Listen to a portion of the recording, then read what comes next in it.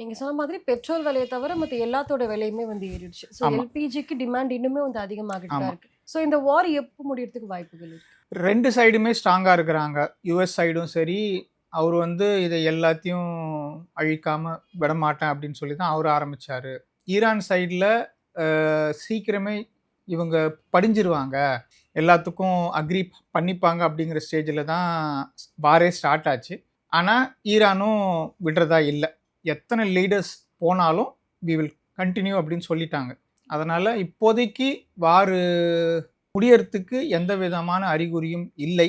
Trump வந்து egoistic, ஓகேவா? தன்னோட ஈகோவை விட்டு குறைஞ்சு இப்போ போற வந்து அவரா ஸ்டாப் பண்ண மாட்டார். யாருக்காவது வெயிட் பண்ணாரு சார் நடுவுல வந்து ஸ்டாப் பண்ண? நடுவில் வந்து யாராச்சும் ஸ்டாப் பண்ணணும், ஈரான் பாடியணும். ஸோ 2 சைடும் ரொம்ப அடமெண்ட்டாக இருக்காங்க. யூஎஸும் இப்போதைக்கு விட போகிறதில்ல. நல்ல வேளை யூஎஸ்க்கு சப்போர்ட்டாக எந்த பெரிய நேஷன்ஸும் உள்ள வரல. வந்தால் வேர்ல்டு வார் ஆகிடும், இன்னும் மோசமாகிடும். அதனால் ரஷ்யாவும் சரி, சைனாவும் சரி, பிரிட்டனும் சரி, எல்லாருமே நாங்கள் ஒதுங்கி இருந்து வேடிக்கை பார்க்குறோம், நீ கெட்டுப்போன்னு சொல்லிட்டாங்க.